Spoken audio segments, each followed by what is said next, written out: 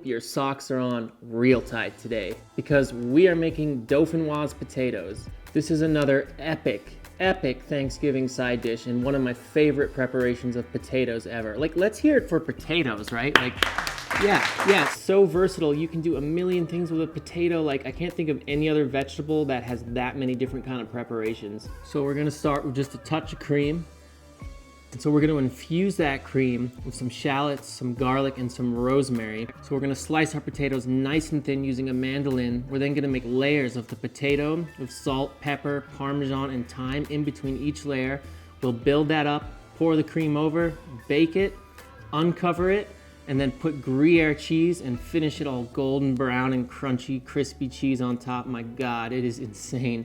So today, you know, I'm doing a straight up potato dauphinoise, but sometimes I'll do layers of potato and celeriac. That is also amazing. So there's a lot of variations you could do with this dish. You know, you could try it with turnips or rutabaga or any other kind of root vegetable, carrots, parsnips, you know what I mean? Have fun with it.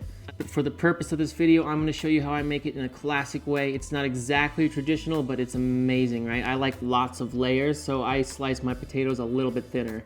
Let's start by making our cream. Okay, so let's start by building our cream for our dauphinoise by simply rough chopping a little bit of garlic and some shallots. So the size here really isn't that important because we're not going to be baking these into the actual dish.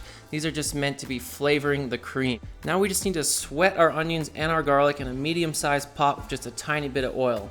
So the idea here is we're going to remove some of that harsh raw flavor from these vegetables before adding our cream. We're also going to add some kosher salt to season our cream. Okay, once your vegetables have had a nice little sweat, just go ahead and add in all of your cream. Keep that over that low to medium heat, and we're just gonna bring this up to a simmer for about 15-20 minutes. Last thing, put in your rosemary, much like a tea bag, right? With the heat off, we're just gonna let that steep for about 20 minutes, and then our cream is done. So to strip your thyme, just hold it gently, and just taking your thumb and your index finger, just run it down, and this will take off all the leaves. So I just popped my cheese in the freezer for about 15 minutes. This makes it much easier to grate.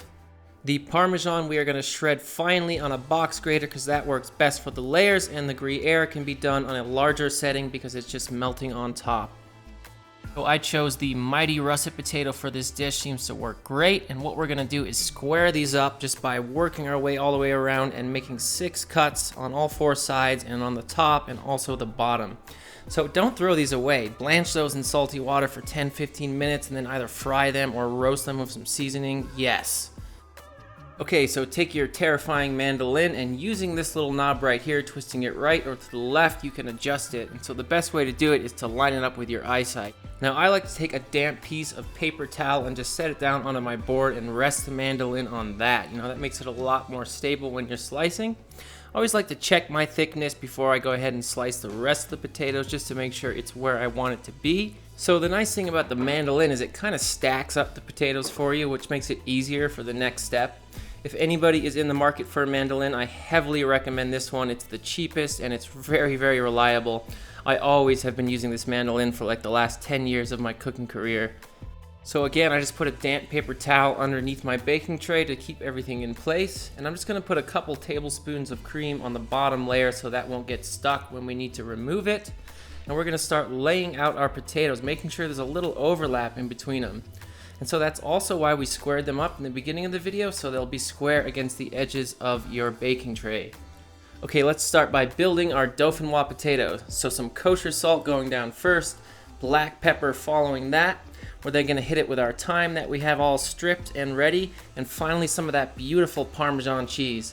You know, by really taking the time to spread this evenly over each layer, you're gonna have like the perfect bite with each mouthful. So take your time and make sure it's all even.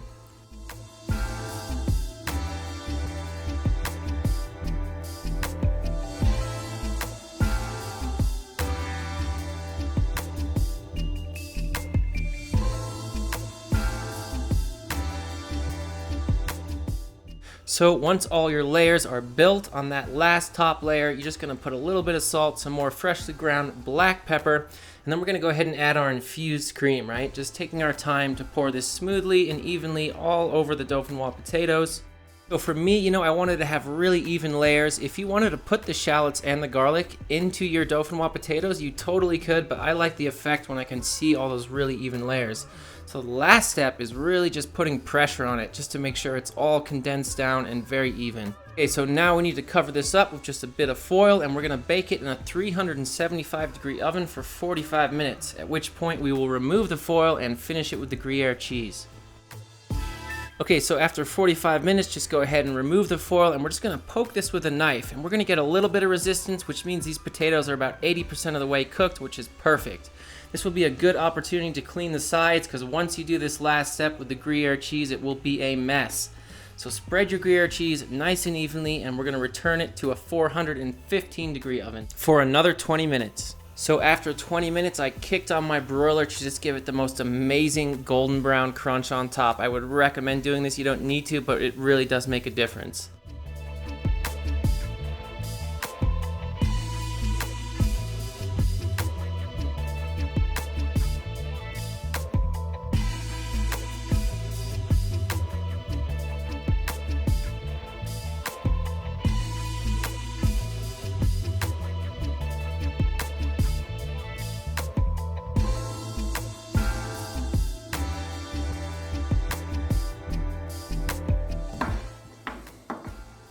Yes, I'm excited.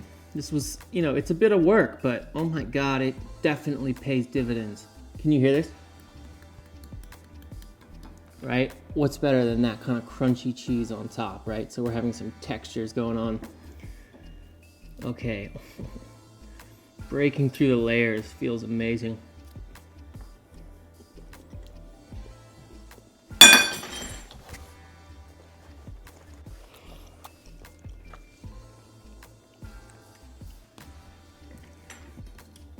You know, I've probably made this 100 times. Same reaction every time. Tried and true. Incredible side dish. Oh my God. Steeping the cream with the rosemary and putting that thyme in between each layer makes what is a super heavy dish seem like floral, and it just lightens it up a bit. It gives you the illusion that you're not eating like a tablespoon of cream with each bite, which is awesome. The gruyere on top, like, gotta do that. Don't skip that step. I mean, that makes the dish for me. If you have never made Dauphinoise potatoes, I can say this with great confidence. You are missing out, and you don't die. Don't die until you make these or you try them somewhere at least. Yeah, you wish, buddy, you wish. I hope I've inspired you to make some Dauphinoise potatoes of your own, because this really is a top-notch dish. And for those of you that follow me on Instagram, if you are recreating these recipes and you make a post, tag me and I would love to share it in my stories. So I'm gonna put some more great recipes for the holidays over here as I walk away, but that is it for today's video, my friend. If you liked it, do not forget to leave it a like. Don't forget to subscribe. Likes and comments are hugely helpful for my channel, and I will see you next time.